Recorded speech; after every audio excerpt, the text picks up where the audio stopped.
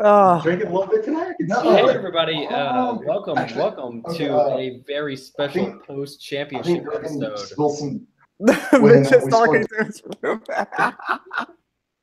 Welcome to a very special post-championship episode of Pcwr was right. Confusing the name Alabama football live video show. Here we go, y'all. Alabama just won the national championship. That's 5 in 9 years. Okay.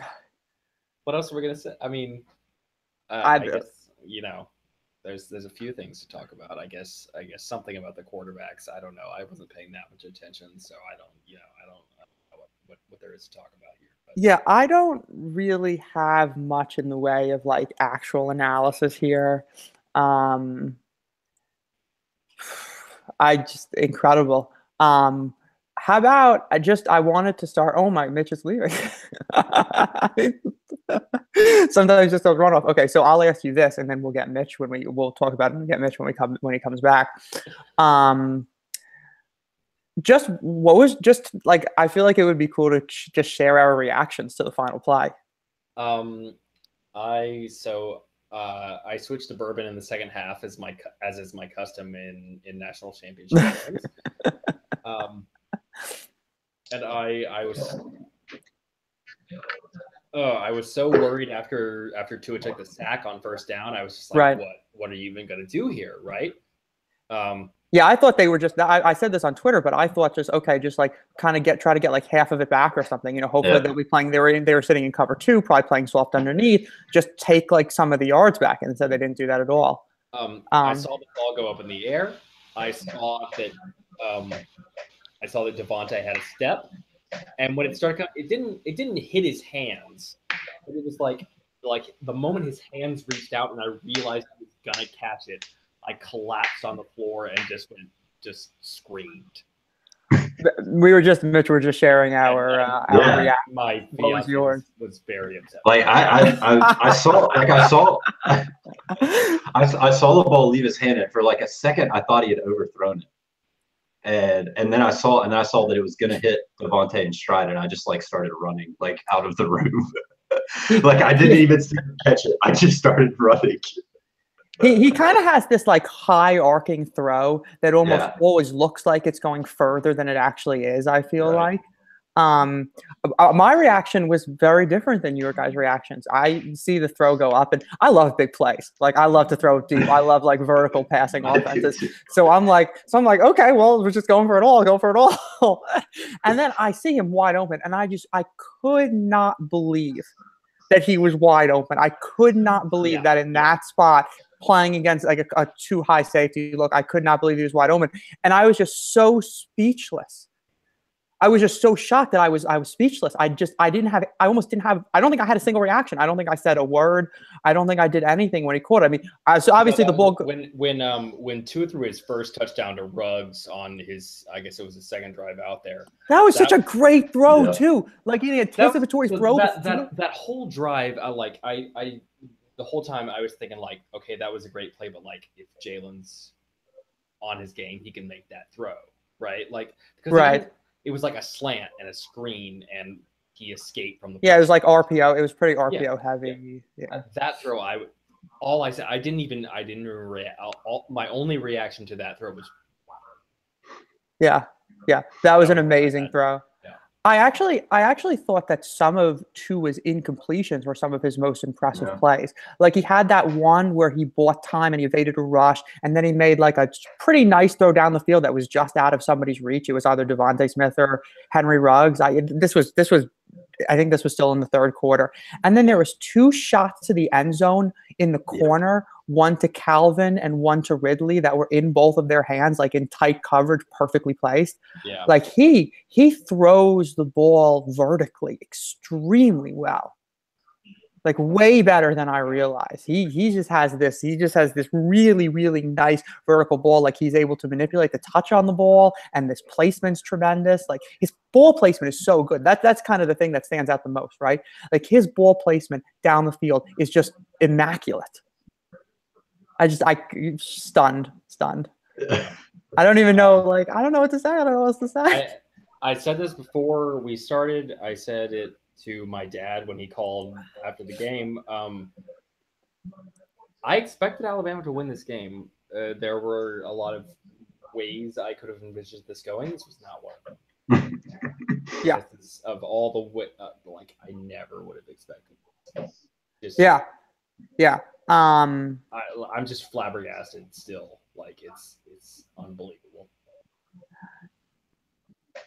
Yeah. I mean, I think.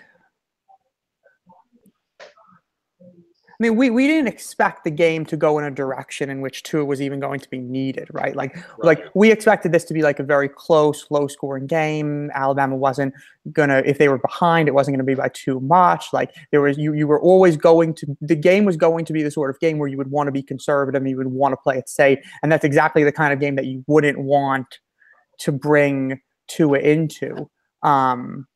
But it wasn't that way at all. Obviously, like they fell behind. They didn't do anything in the first half. I mean, the first half offensively. That was rough, man.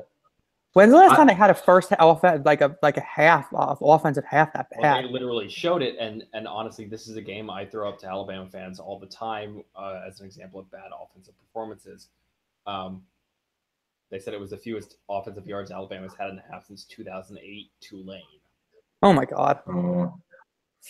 So. Yeah, I mean, and that kind of like, they were that bad, right? Like, there's no kind of sugarcoating this. They were that bad. Now, you wonder if things go differently if Jalen just hits Calvin on that first drive and Alabama can take a quick 7-0 lead. Like the game could have played out entirely differently if they had jumped in front there. Yeah. If the plays don't get out of control on Georgia's side. That throw, it looked to me like, I don't want to like. I mean, Jalen was awful in the first half. Like, I'm not talking about Calvin kind of hesitating a little bit. Yeah, so it looked to me like Jalen was throwing to a spot, and Calvin kind of like when the defensive back fell over, it threw him. I'm not gonna say he pulled up and he should have kept, but it like threw him off when the defensive back fell over, and he didn't. Like if he had been at full sprint that whole time, like he would have gotten to it. Yeah, but. At the same time, like we'll break down the quarterback thing, I guess, more when we actually do the real podcast. Because obviously this show, I think we've all been pretty big advocates of Jalen, and like none of us wanted Tua in there. I think we talked in our text chat about probably wanting Tua in to start the second half here, but like none of us wanted Tua in before. We all thought that they could win with Jalen, and I still think that they can win a national championship with Jalen at quarterback. I don't think that they'll ever get the chance again to do that, barring injury. But I still think they can do that. With that being said, there's no question that Tua opens up the offense in a way that Jalen just is not able to do. Right. It clears out the way for the running game, either for like Tua is not as good of a runner as Jalen is, but it even when he's running the ball, it's better. Yeah, he's a pretty good runner. Like he's powerful. Like you can do a lot of run plays with him. Like that stays in the playbook. Like he's not the kind of runner that Jalen is, like you said, but like he's a good runner though. Yeah. And his running was huge for them in this game, right? Like he, outside of Najee, he was probably their second most effective runner in the second half. There's so many different things to talk about with this game. A lot of it's just going to have to wait until we have time to really talk about this. But. Yeah. I can't believe they won. I can't believe they won. It was insane. I want to just shout out a few other players who played great, because obviously all the talk is about Tua, and I mean really it should be, because like he's like this is kind of like an unprecedented thing, right? Yeah. Is there any other example like at all similar to this in football, whether at the college or the pro level? In anything. Yeah, like I can't think of. I was trying to rack my brain to think about something that's comparable to this. I mean, because like it's just to just appreciate how unseasoned Tua is, to be a true freshman, to have never played a meaningful snap in a college game before, to have never seen anything close to this Georgia defense, and then to come in the national championship in the second half and do this. Like I can't think of anything else that's remotely similar to this.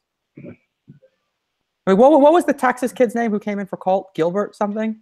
Gary Gilbert, yeah. Yeah. I mean, I guess it would kind of be as if like, I mean, when he came in, I think Texas was winning the game, so it was even different than that. But like, it would almost be like if he was to somehow have beaten Alabama in that game or something. I don't have anything. But it's more than like, to me, it's more than just winning the game, but it's coming in for a half and establishing yourself as like the unquestioned starter. Yeah. Over a guy who was what, 25-2 or something, like yeah. And really like better than that, because he won the USC game, which he doesn't get credit for as a win for a starter. Like he was the starter for like all the points that they scored until garbage time at the end. So like, yeah. And I think right. So it's not just that they won, it's that like they really won because of him. Yeah. Yeah. Because of what he allowed the offense to be, and also because of the way that he played. Let's just quick, but anyway, just quickly, like some other guys who did well. Deron Payne. Yeah, so Leatherwood held his own. Like he wasn't great, but like he held his own, and that's an incredibly difficult spot for a redshirt freshman to come into. True freshman. And play. Oh, true freshman. That's freshman, right. Yeah. For some reason, I kept thinking like redshirt freshman, but right, true freshman to come in there and play like that in that spot. Were you guys a little bit surprised that it wasn't Jedrick Wills?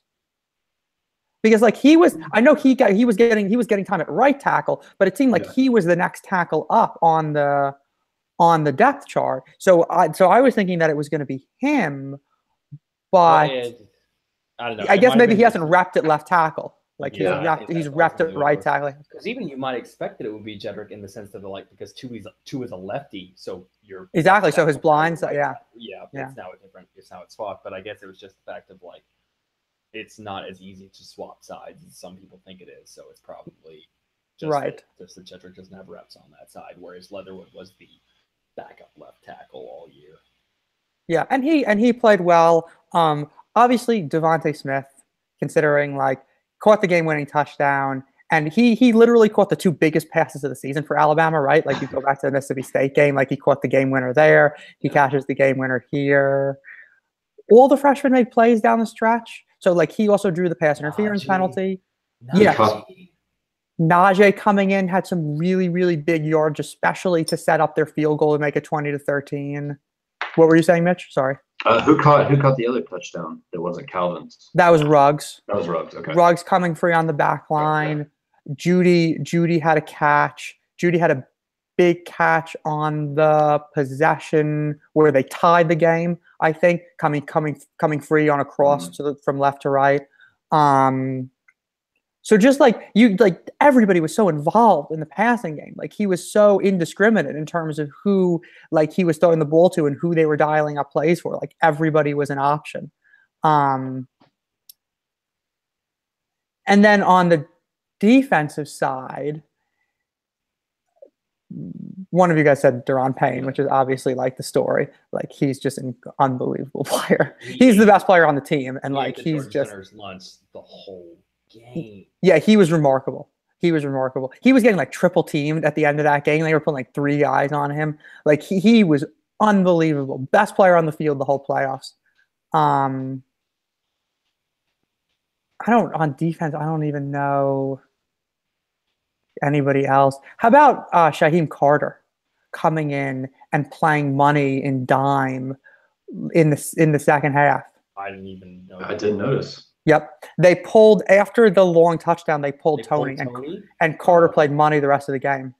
Damn, Shaheem. Yeah. Wow. So he came in. Notice. Yeah. Yeah. So that's crazy, right? Like they threw him into the fire right there. And that's something that they do sometimes. They will pull a defensive back. We've seen this before in a big game. If the guy gives up a play or two, like they don't hesitate to do that, the staff, and they did it there. I'm trying to think who else. Mack had a couple nice plays. Terrell Lewis had a big impact on defense. Like he had a couple plays. I just don't even know. It's unbelievable. Okay, y'all. I got work in the morning. I gotta go to sleep. Okay. But yeah, it's probably the case for everybody and for everybody listening. So we'll be back. Yeah, we'll do a proper review of this game next week. It's gonna be fun. Roll Tide 17. Roll Tide 17. Roll Tide. Roll Tide. Thanks for the 21 of you who are here with us tonight, which is pretty good. So thank you guys. Roll Tide, and we'll see y'all back next week.